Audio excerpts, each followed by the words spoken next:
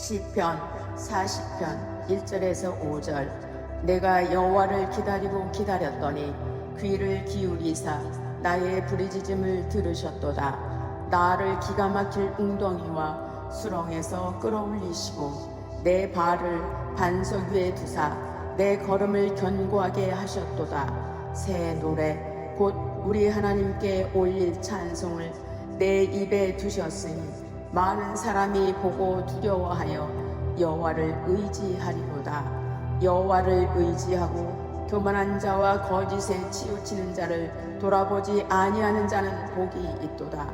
여호와 나의 하나님이여, 주께서 행하신 기적이 많고 우리를 향하신 주의 생각도 많아 누구도 주와 견줄 수가 없나이다. 내가 널리 알려 말하고자 하나 너무 많아 그 수를 셀 수도 없나이다. 아멘. 여러분, 성도라고 한다면 기도에 대해서 중요하게 생각하지 않는 사람은 없습니다. 심지어 믿지 않는 가족들도요, 친구들도 어려움을 당하게 되면 기도해달라는 부탁을 합니다. 예수 믿으라고 하면 질색하면서 도망가는 사람도요, 기도해주면 좋아합니다. 그만큼 기도에 대해서 중요하게 느끼고 있다는 것입니다. 여러분, 하지만 중요하게 느끼는 만큼 내가 기도하면서 살지 못하기 때문에 부족함을 느끼고요, 또 하나님 앞에서 부끄러움을 갖게 되는 것도 사실입니다. 여러분, 우리가 착각하는 게 한 가지가 있습니다. 기도가 중요하다라는 말을 많이 듣기 때문에 나 스스로도 기도해야 된다라는 말을 많이 하고 또 많이 생각하기 때문에 어느 순간에 내가 기도하고 있다고 착각한다는 것입니다. 여러분, 기도의 필요를 느끼는 것과 기도하는 것과는 분명히 다른 것입니다. 맞는 예인지는 모르겠습니다만 검을 손에 쥐고 있는 것과 검을 휘두르는 것과는 다른 거예요. 여러분, 하나님의 역사를 체험하고 싶으시다면 반드시 기도해야 합니다. 여러분, 성령의 역사는 기도 가운데 나타났습니다. 성령 운동은 기도 운동이었어요. 성경을 봐도 그렇고요, 기독교 역사를 봐도 기도 없이 성령의 역사가 나타났던 적이 한 번도 없습니다. 초대교회가 그랬고요, 또 영국과 미국의 그 영적인 침체기에 대각성 운동이 일어났는데 그때도 그랬고요. 여러분 잘 아시는 것처럼 우리 대한민국의 평양 대부흥, 그때도 그랬고 그 이후에 영적인 부흥도 금식하며 기도하며 시작됐고요, 진행됐어요. 기도해야 된다는 것입니다. 여러분, 꼭 기억하시기 바랍니다. 다 알고 계시지만, 다 아시지만 또 말씀드립니다. 나 개인이나 내 가정이나 우리 공동체 가운데 어떤 변화를 사모하신다면 반드시 기도해야 됩니다. 이것이 하나님의 법칙이고요, 약속이에요. 그래서요, 여러분이 다 아는 말씀 같고 오늘 제목 가운데 다 나와 있어요. 기도하고 기다리고 감사하라. 다 아는 말씀이지만 그러나 다시 한번 강조하면서 짚고 넘어가야 될 부분들이 있습니다. 여러분, 누가 기도합니까? 영적인 목마름을 가진 사람이 기도하게 돼 있습니다. 여러분, 시편 42편은 예루살렘 성전에서 성가대로 섬기던 고라의 후손이 쓴 시입니다. 오늘 우리는 40편을 읽었는데요, 저자는 다른데 그 내용이 굉장히 비슷합니다. 무슨 일인지는 모르겠지만 이 사람이 어려움을 당했어요. 그래서 성전에서 찬양하는 일을 하지 못하고 도망자의 삶을 살았던 것 같습니다. 그러면서 그렇게 힘들고 어려운 중에 뭐라고 고백하냐면 시편 40편 1절 보니까 하나님, 사슴이 시냇물을 찾기에 갈급해하는 것 같이 내 영혼이 주님을 찾기에 갈급합니다. 이렇게 고백하고 있어요. 여러분, 팔레스타인 지역에서는요, 가을이 되면 사슴들이 짝짓기를 시작합니다. 그런데 그때쯤에 동시에 이 사슴들이 생리적으로 굉장히 목마름을 느낀대요. 갈증을 느낀답니다. 거기다가 짝을 찾으러 이곳저곳을 많이 돌아다니니까 그 목마름은요, 굉장히 더 심해진다는 거예요. 그래서 마치 온몸이 타는 것 같은 그런 고통 속에서 심한 갈증을 느끼고요, 그래서 그 이후에는 사슴들은 오로지 물만 찾아서 사막을 헤맨다는 거예요. 광야를 헤맨다는 것입니다. 여러분, 그런데 사막 지역에서 물 찾기가 쉽겠습니까? 더군다나 가을이면 건기거든요. 건기, 물이 없어요. 더군다나 사막에서 먼지들이 이렇게 먼지 바람들이 불어오는 때입니다. 굉장히 힘든 때예요. 그래서 물을 찾지만 찾지 못하니까 너무 갈증이 나서 이 사슴들이요 헛것도 본답니다. 헛것. 신기루를 본다는 거겠죠.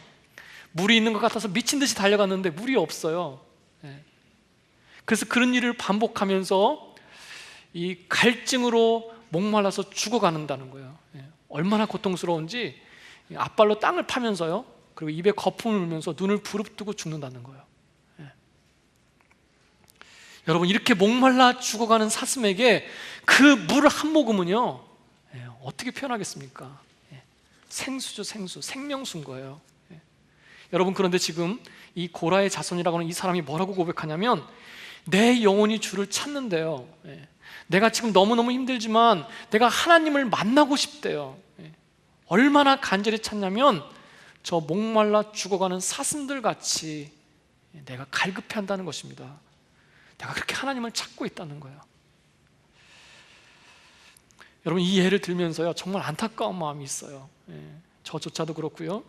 이게 이해는 되는데요, 이 간절함이 내 마음에 다가오지 않는 거예요. 예. 이해는 되는데 내 간절함은 아니라는 겁니다. 예. 여러분, 그것이 우리 신앙인의 불행한 것 아니겠습니까? 불행 아니겠어요? 예. 맹수에게 물어뜯겨서 죽은 게 아닙니다. 예. 병들어서 죽은 게 아니에요. 겉으로는 건강하고 아주 말짱합니다. 그런데 물 한 모금이 없어서 죽어간다는 거예요. 말이 됩니까? 예. 여러분, 그런데요, 이 모습이 우리 신앙인들의 모습일 수 있다는 거예요. 예. 여러분, 신앙인들에게 있어서 하나님의 은혜는 뭡니까? 하나님의 은혜는요, 그것이 없으면 목말라 죽을 수밖에 없는 그런 물 한 모금 아니겠어요? 예? 여러분, 우리가 주님을 제대로 만납니다. 제대로 체험합니다. 정말 살아계신 걸 느꼈습니다. 여러분, 그것은요 내 삶의, 내 영혼의 그 갈급함 가운데 내 몸과 내 마음과 내 영을 흠뻑 적시는 생수 아니겠습니까? 생수. 예.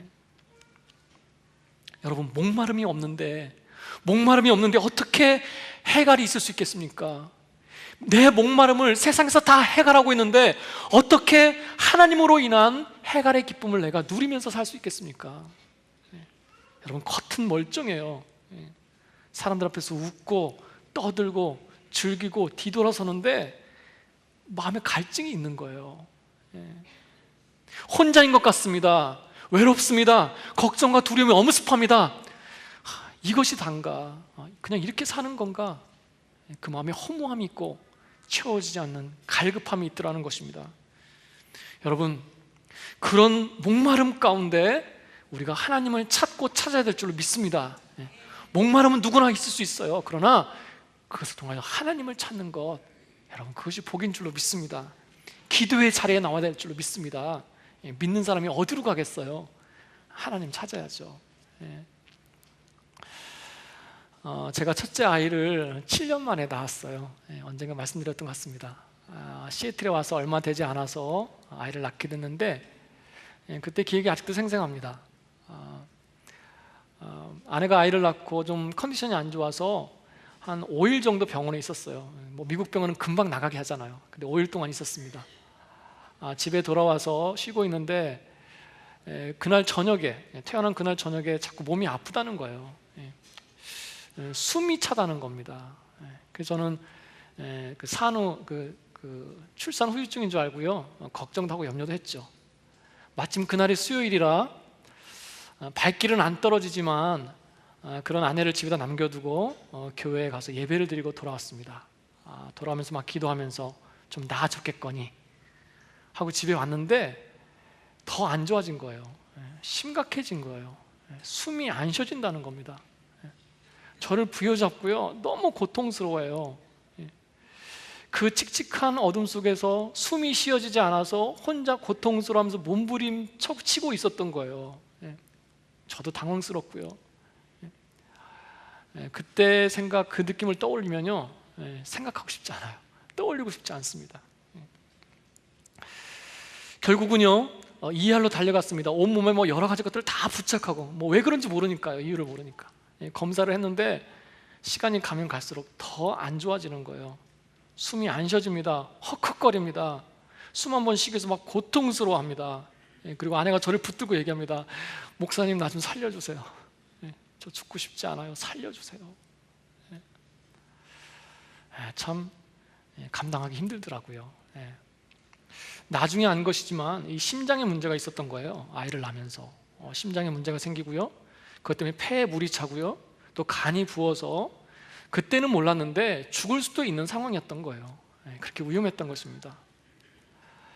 마침 그때 하나님께서 천사 같은 분을 한번 보내주셔서 그때 다니던 교회 교인도 아니셨는데 그분을 보내주셨어요, 병원에. 그래서 저는 그분이 잠깐 와 있는 사이에 입원도 준비할 게 있어서 병원을 나왔습니다. 병원을 나와서 문 앞에 딱 섰는데 기가 막힌 거예요. 어떻게 이런 일이 있을 수 있는가? 이게 도대체 뭔가? 오늘 여러분, 우리가 읽은 본문 속에 기가 막힌 웅덩이와 수렁이라는 말이 나오거든요. 다 그런 것 같은 거예요. 기가 막힌 겁니다. 그 새벽에요, 연락할 사람이 아무도 없어요. 가족은 너무 멀리 있고요, 마음 편하게 전화할 수 있는 사람도 없는 거예요. 내 곁에는 아무도 없더라는 것입니다. 그러면서 마음속에 막 이유 없는 분노가 생기는 거예요. 이유 없는 분노가. 막 원망하는 마음이 막 솟구치는 거예요. 하나님, 도대체 이게 뭡니까? 왜 그냥 주시는 게 하나도 없습니까? 왜 쉽게 주시는 게 하나도 없어요? 라고 막 이 마음이 폭발할 것 같고요, 원망하는 마음, 속상한 마음, 낙심하는 마음 막 생기는 거예요. 그래서 제가 그때 홧김에 어디 가는 줄 아십니까? 교회 갔어요. 갈 곳이 없더라고요. 발길이 거기로 갔어요. 하나님밖에 없더라고요. 아니, 하나님이 계셔서 다행이었어요. 갈 곳이 없고 하소연할 곳이 없었는데 간 곳이 하나님이셨던 게 그래도 다행이었어요. 감사였어요. 그래서 그 하나님 앞에 하소연하고 눈물을 흘리면서 부르짖었던 그런 기억이 납니다. 하나님께서 생명을 구원해 주시고요.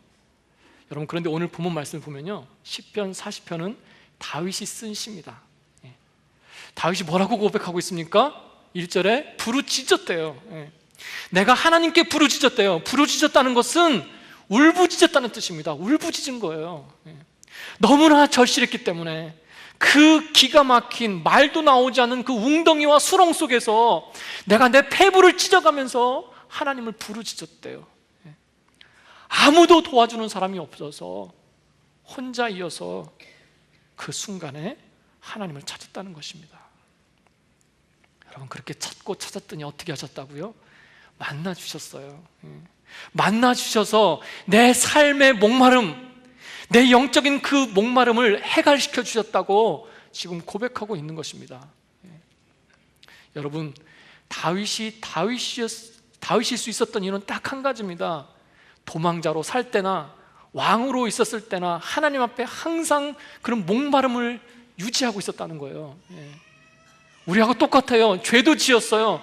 범죄도 했어요. 연약했어요. 그러나 그 순간에 그 목마름을 가지고 하나님 앞에 기도하며 나왔다는 것입니다. 여러분, 우리가 기도하지 못하는 것은요, 영적인 목마름이 없거나 그것이 무뎌져 있기 때문에 그렇습니다. 사랑하는 여러분, 내 모든 상황 속에서, 내 모든 형편 속에서 그 무엇보다도 하나님 만나기를 사모하는 그 목마름과 기도의 모습이 있으시기를 축복합니다. 목마름의 영성이에요. 목마름의 영성, 하나님께 나가는 것입니다. 내 목마름을 가지고. 여러분, 또 누가 기도했습니까? 누가 기도합니까? 겸손한 사람이 기도하게 돼 있습니다. 겸손한 사람이 기도합니다. 여러분, 구약을 보면요, 구약에 하나님께 기도하는 모습을 표현하고 있어요, 여러 번. 그런데 그 모습을 보면요, 먼저는 땅에 무릎을 꿇고요, 그 다음에 엎드려서 얼굴을 무릎 사이에 넣고 기도합니다. 얼굴을 무릎 사이에 넣고 기도한대요. 어떻게 그 자세가 가능한지 모르겠어요. 제가 궁금해서 한번 해봤습니다, 혼자 집에서. 근데 안 되더라고요, 잘. 그 분명한 걸 제가 한 가지 알았어요. 배가 나오시면 100% 안 됩니다. 중동 지역에서는 하나님께 기도할 때 엎드려서 기도했어요. 그래서 모슬렘들도 그렇게 하는 것 같아요. 그런데요, 거기엔 두 가지 의미가 있습니다. 첫 번째는요, 나라고 하는 존재는 그렇게 무릎을 대고 있는 그 흙과 같은 존재라는 거예요. 나는 흙으로 지어진 존재다. 여러분, 흙의 원뜻이 무엇이죠? 먼지 아닙니까? 먼지. 나는 먼지로 만들어진 존재다. 나는 흙으로 지어졌기 때문에 언젠가는 흙으로 돌아간다라고 하는 것을 인정하는 거래요. 여러분, 그래서 그거는 또 다른 의미이기도 합니다. 어떤 의미가 그 속에 배어 있습니까? 나를 만드신 것이, 흙으로 나를 만드신 것이 누구라고요? 하나님이시라는 겁니다. 하나님의 주권과 하나님, 내 인생의 주인이 하나님이시라고 인정하는 것, 그것이 그 무릎 꿇음 속에 있다는 거예요. 또 한 가지 뜻이 있습니다. 뭐냐면 무릎을 꿇는다는 것은 내가 죄인이라는 것을 인정하는 거래요. 내가 죄인이기 때문에 무릎 꿇습니다, 이런 의미가 있다는 거예요. 나는 하나님 앞에 죄인이기 때문에 자복합니다, 이런 뜻이 있다는 것입니다. 여러분, 그래서 기도는요, 자신의 실존을 정확히 알고 있는 사람이 기도하게 돼 있습니다. 내가 먼지 같고 내가 죄인 같다라고 하는 본인의 실존을 아는 사람이, 내가 누군지 아는 사람이 기도할 수 있다는 거예요. 여러분, 고린도전서 1장 26절을 우리 한번 다 같이, 제가 읽을게요. 고린도전서 1장 26절 한번 제가 읽겠습니다. 형제들아, 너희를 부르심을 보라. 육체를 따라 지혜 있는 자가 많지 아니하며 능한 자가 많지 아니하며 문벌 좋은 자가 많지 아니하도다. 여러분, 맞는 말씀 아닙니까? 정말 내세울 것이 없잖아요. 너무너무 없어도 없어요. 지혜도 없죠, 능력도 없죠, 문벌도 없습니다. 내세울 것이 없습니다. 내세울 것이 없다고 고백하는 사람이 기도하는 거예요. 그런 사람이 하나님만 바라보는 것입니다. 여러분, 그래서요, 기도하지 않는다라고 하는 것은 결국 교만한 거래요. 하나님만을 의지하지 않는 것이기 때문에 교만한 거라는 겁니다. 자신을 믿고 자신의 생각과 자신의 방법을 의지하는 사람은요, 기도하지 않습니다. 여러분, 이 두 가지 말씀드렸는데, 목마름의 영성, 정말 간절한 마음, 그리고 무릎의 영성, 정말 하나님 앞에 낮아져서 무릎으로 나가는 그런 태도. 여러분, 언제나 우리가 그 두 가지 모습 가운데 언제 어디서나 하나님 앞에 나갈 때 하나님께서, 살아계신 하나님께서 우리를 만나주시고 우리에게 은혜를 체험케 하신 줄로 믿습니다. 그렇게 경험하시는 저 여러분 되시길 축복합니다. 여러분, 그 다윗이 또 뭐라고 얘기합니까? 기가 막힌 웅덩이와 수렁이라고 얘기하고 있어요. 기가 막힌 웅덩이와 수렁의 특징이 무엇인 줄 아십니까? 스스로의 힘으로는 빠져나올 수 없다는 것입니다. 수렁은요, 시간이 지나면 지날수록 더 깊이 빠져들어가는 게 수렁이에요. 알면서도 헤어날 수 없는 것, 나아질 기미가 전혀 보이지 않는 것, 그것이 수렁의 특징입니다. 더군다나 오늘 말씀은 기가 막힌 웅덩이와 수렁이래요. 기가 막힌다, 말이 안 나온다는 것입니다. 무슨 뜻입니까? 사람의 힘으로 할 수 없는 불가항력적인 그런 어려움을 지금 얘기하고 있는 거예요. 그것에 압도돼서, 그것에 빠져서 옴짝달싹 못하는 그런 모습을 지금 얘기하고 있는 것입니다. 여러분, 우리가 살다 보면 마치 이렇게 깊은 수렁에 빠져 있는 것 같은 그런 느낌을 가질 때가 종종 있습니다. 내가 믿었던 것들이 하나 둘씩 무너지는 거예요. 막고 싶은데 자꾸 무너지는 거예요. 또는 뭐가 있습니까? 내가 피곤하니까, 그냥 아프니까 건드리고 싶지 않아서 그냥 넘어가지만 여전히 내 삶 속에 덮어두고 사는, 잠재되어 있는 그런 수렁 같은 일들이 있더라는 거예요. 어떻게 좀 해볼까 싶어서 움직여보면 움직이면 움직일수록 더 깊이 빠져들어가는 것 같은 그런 절망감, 그런 낙심, 그런 수렁이 우리 인생 가운데 있을 때가 있더라는 것입니다. 여러분, 그 웅덩이와 수렁은요, 밖에서 꺼내주셔야 돼요. 하나님이 꺼내주셔야 됩니다. 내가 할 수 없기 때문에 하나님이 나를 붙들고 꺼내주셔야 된다는 거예요. 그래서 우리가 하나님께 부르짖어야 되는 것입니다. 여러분, 그런데 더 답답한 건 뭔지 아십니까? 내가 부르짖었는데 응답이 없는 것 같은 거예요. 다윗이 뭐라고 얘기합니까? 기다리고 기다렸더니 기다리고 기다렸더니 무슨 뜻입니까? 그렇게 기가 막힌 운동에 빠져서 내가 허우적거리고 있을 때 내가 하나님께 부르짖었다는 거예요. 그런데 당장 아무 응답이 없더래요. 그 상태로 한참을 기다렸대요. 심지어 기다리던 중에 또 기다렸대요. 그래서 어떻게 됐습니까? 성경에는 나오지 않지만 보통 우리의 삶을 보면 그렇게 수렁에 빠져서 겨우 코만 내놓고 있잖아요. 겨우 숨만 쉬고 있잖아요. 여러분, 가끔 그런 생각이 들 때가 있지 않으십니까? 하나님께서 좀 더 일찍 응답하셨으면 좋겠는데 꼭 끝까지 가서요, 40일 작전 기도를 했는데 중간에 응답해 주시면 얼마나 좋습니까? 40일을요 꽉꽉 채우시고 점을 딱 찍으면 응답하세요.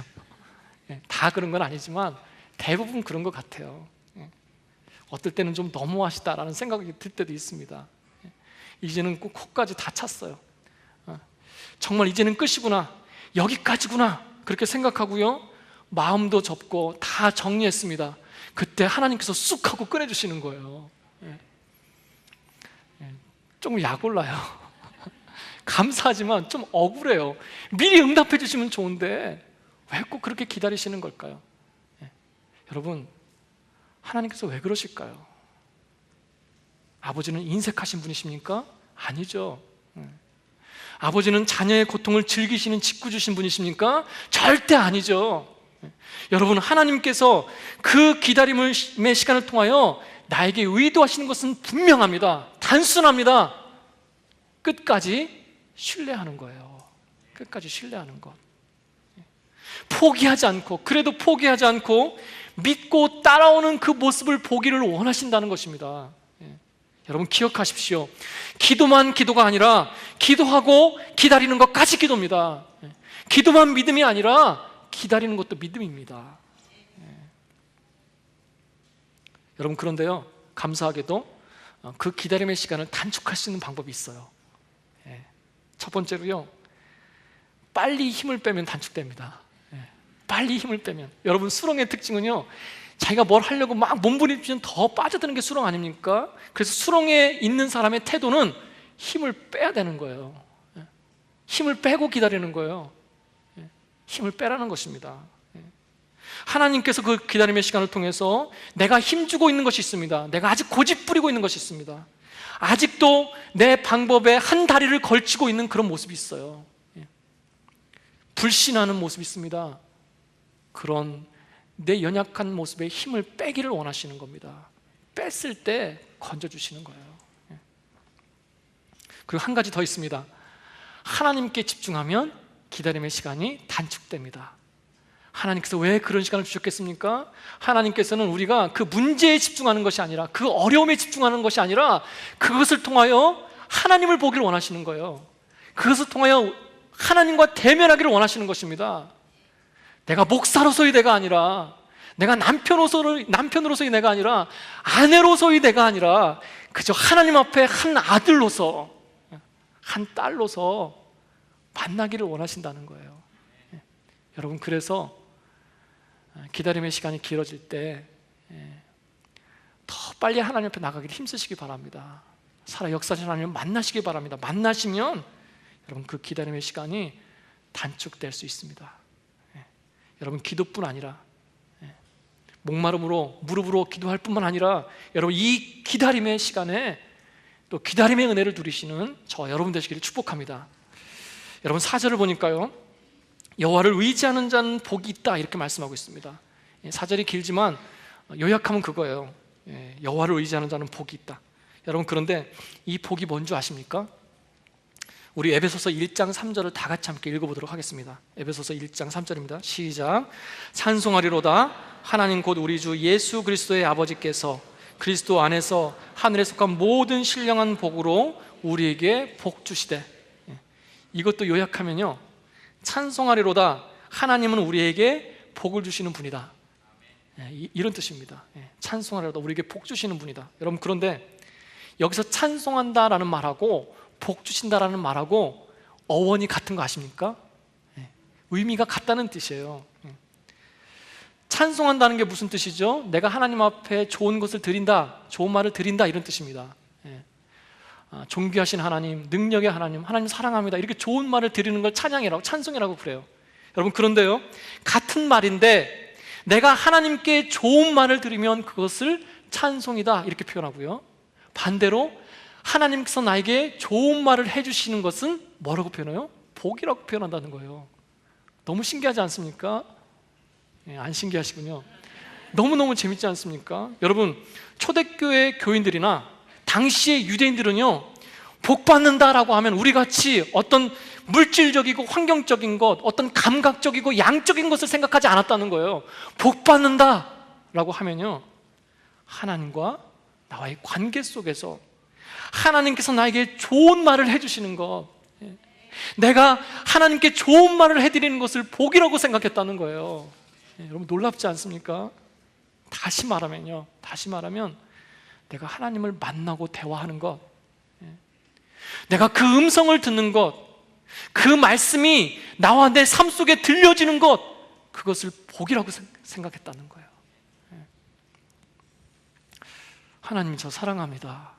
아, 그래? 나도 너 사랑해. 내 마음 알지? 하나님, 저 너무너무 힘들어 죽겠어요. 아, 그러니? 내가 있잖아. 내가 힘을 내, 힘. 내가 정말로 너를 도와줄게. 여러분, 이게 뭐라고요? 이게 복이래요. 이게 복. 이거 자체가 복이래요. 내가 하나님을 대면하고 만나고 대화하는 것, 이게 복이라는 거예요. 여러분, 이런 복을 누리시기를 축복합니다.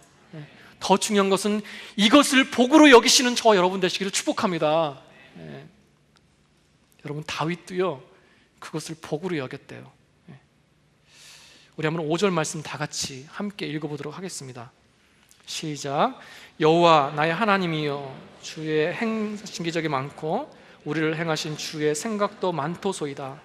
내가 들어 말하고자 하나 주 앞에 베풀 수도 없고 그 수를 셀 수도 없나이다. 아멘. 그동안 하나님께서 나와 함께 하신 것을 내가 알았다는 겁니다. 역시 나를 지키시는 분이라는 것을 내가 경험했어요. 그런데 알고 보니까 내가 생각한 것보다, 내가 알고 있던 것보다 더 많이 역사하셨고 더 많이 나를 생각하시고 계시다는 것을 깨달았다는 겁니다. 우리의 삶을 한번 보세요. 내가 참 앞만 보고 열심히 달렸습니다. 그렇게 수고하고 노력했기 때문에 이만큼이나 먹고 살 수 있었습니다. 가정과 자녀를 위해서 참 열심히 살았습니다. 나를 위해서는 그렇게 큰 욕심 부리지 않았습니다. 그리고요, 내가 하나님도 사랑합니다. 그리고 그 하나님께서 나를 지키시고 인도하신다는 것도 내가 잘 알고 있습니다. 알 뿐만 아니라 때때로 내가 감사할 줄도 알고 있습니다. 여러분, 그런데요, 어느 한순간 성령께서 내게 감동을 주신 거예요. 성령께서 내 영적인 안목, 내 시야를 열어주셨어요. 그래서 다시 한번 깨닫게 됐습니다. 아, 내가 사는 것이 아니구나. 내게 주신 모든 것은 다 하나님이 주신 거구나. 내가 생각했던 것보다, 내가 경험해서 알고 있는 것보다 더 많은 것을 하나님께서 주셨다는 것을 깨닫게 됐어요. 심지어 내가 주변에 쓸데없다고 생각했던 그 작은 먼지 한 터럭조차도 하나님이 나에게 주셨다는 것을 내가 마음으로 느꼈어요. 심지어 내가 그 고통 속에 있을 때, 내 그 어려움 속에 있을 때 그것조차도 하나님의 은혜와 사랑 안에 있었다는 것을 절감했습니다. 정말 모든 것이, 그 모든 것이 다 하나님께서 주셨다라고 하는 것을 내가 깨달았어요. 그래서 그것을 표현하고 싶어서 입을 탁 열었는데 말문이 탁 막히는 거예요. 말이 안 나오는 거예요. 왜 그랬겠습니까? 어느 것 하나 하나님께 받지 않은 것이 없기 때문에 뭐부터 열거를 해야 될지 몰랐다는 거예요. 어느 것 하나 아버지의 마음이 배어있지 않은 것이 없었기 때문에 다 표현할 수 없어서 말할 수 없었다는 것입니다. 막상 입을 열 수 없고, 그러면서 이 마음이 먹먹해지고 감동하고, 그러다 눈물이 핑 돌고요. 여러분, 그러다가 표현할 수 있는 단어를 하나 찾았습니다. 여러분, 그게 뭐죠? 감사하다는 거예요. 감사하다. 정말 감사하구나. 정말 감사하구나. 그 단어 하나로밖에 표현할 수 없는 거예요. 여러분, 그것이 지금 다윗의 마음인 것입니다. 이 시편 40편은요 감사의 고백이에요. 감사의 고백. 여러분, 이런 내 심장 깊숙한 곳에서 터져나오는 감사, 성령의 감동 가운데 내 인생의 무게를 담아서 드리는 감사, 그런 감사가 저와 여러분에게 있으시기를 축복합니다. 5절에 보니까요, 우리를 향하신 주의 생각이 많도소이다, 이렇게 얘기하고 있습니다. 아버지께서는요 나에 대한 생각이 아주 많으시대요. 여러분에 대한 생각이 많으시대요. 항상 나를 생각하셨대요. 내가 철이 없을 때도 나를 생각하셨고, 내가 나이를 먹고 가정을 이룰 때도 나를 생각하셨고, 내가 삶 속에서 참 치열하게 살아갈 때도, 또 고난당할 때도 나를 생각하셨대요. 그리고 이제는 노년에 기력이 쇠하고 지쳐있는 상황 가운데도 여전히 나를 생각하고 계시대요.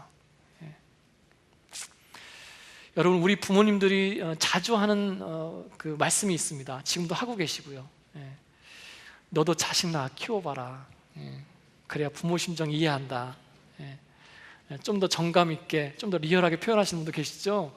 너하고 똑같은 딸 낳아서 고생 좀 한번 해봐라. 여러분, 찔리십니까? 사실 부모의 마음을 아프게 하는 것은요, 뭐 어떤 대단한 잘못, 뭐 물건을 훔친다든가 어떤 큰 잘못을 가지고 부모의 그 속을 썩이는 것이 아닙니다. 대부분은요 그 부모님의 마음을 이해하지 못하고 행동하기 때문에 그것이 부모님의 마음을 아프게 할 때가 많이 있습니다.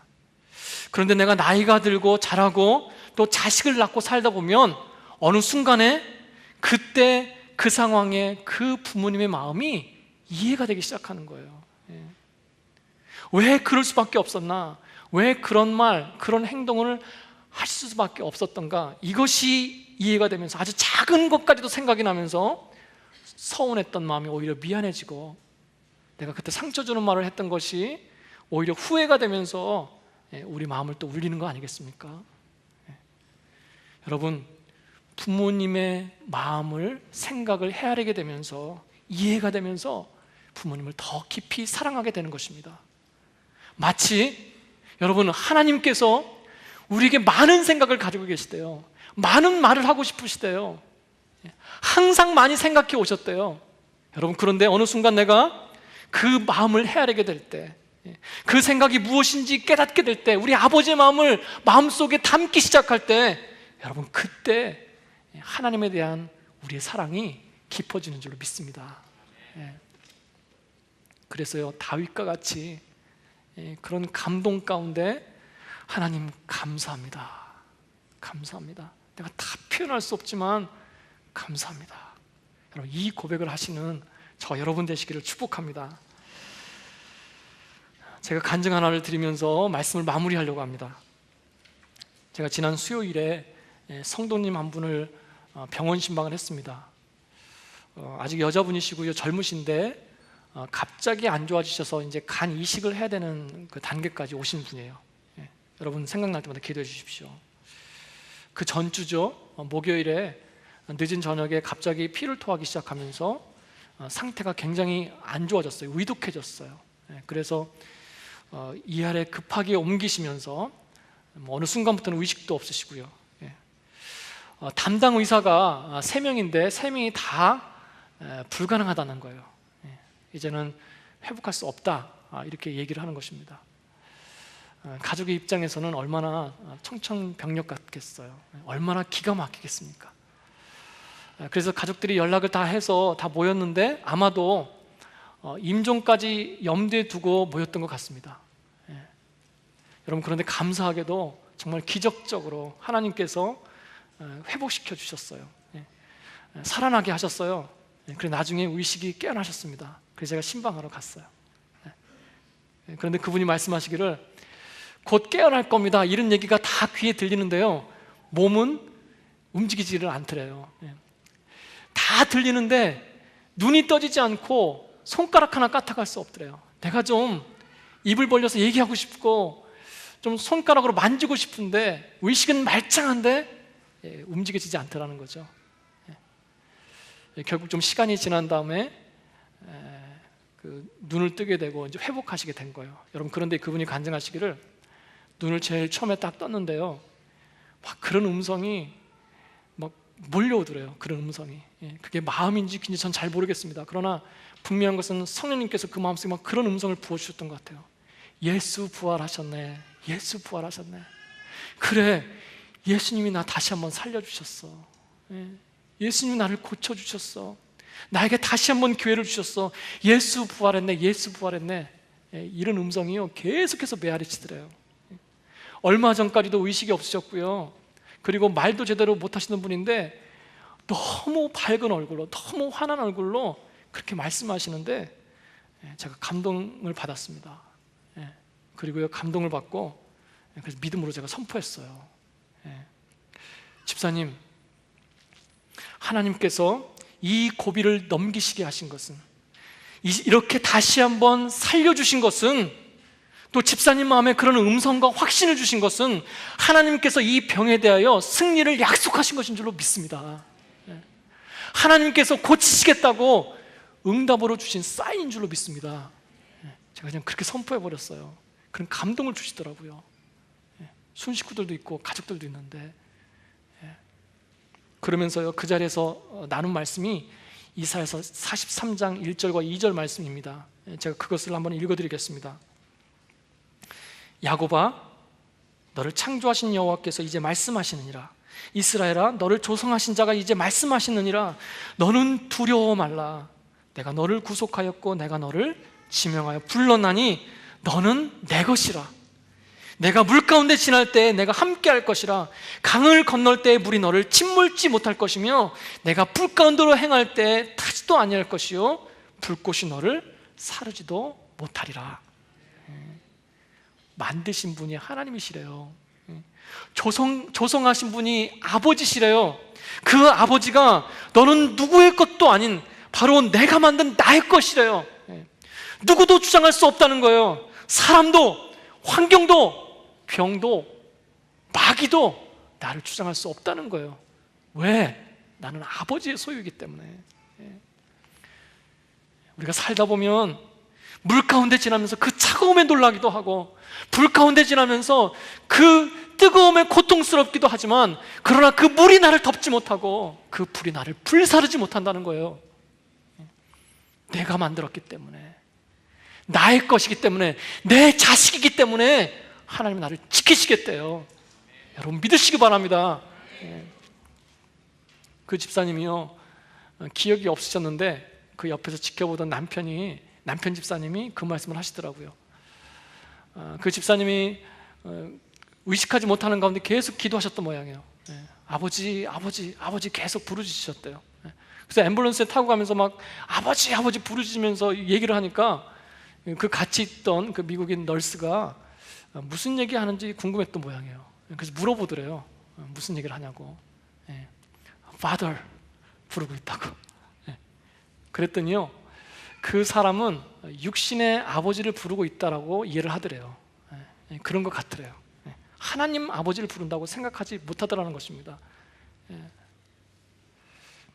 사랑하는 여러분, 우리가 위급한 가운데, 내 그 어떤 상황에서라도 이 집사님처럼 내가 무의식 중에라도 부를 수 있는 그 이름, 바로 그 이름이 하나님 아버지가 되시기를 축복합니다.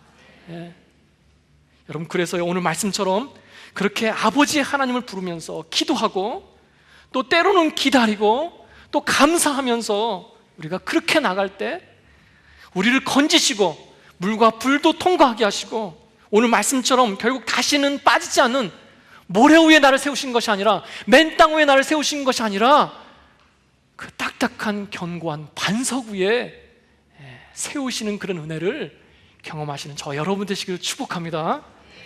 목마름의 영성, 무릎의 영성 가지시고 기도하시기 바랍니다. 힘을 빼고 하나님께 집중하심으로 기다림의 시간을 이기시기 바랍니다. 하나님을 만나는 것이 복이고 그 마음을 헤아리는 것이 복인 줄로 깨닫고 감사하며 살아가시는 저와 여러분 되시기를 주님의 이름으로 축원합니다. 아멘. 성낙규 목사 TV 구독, 좋아요 알림 설정.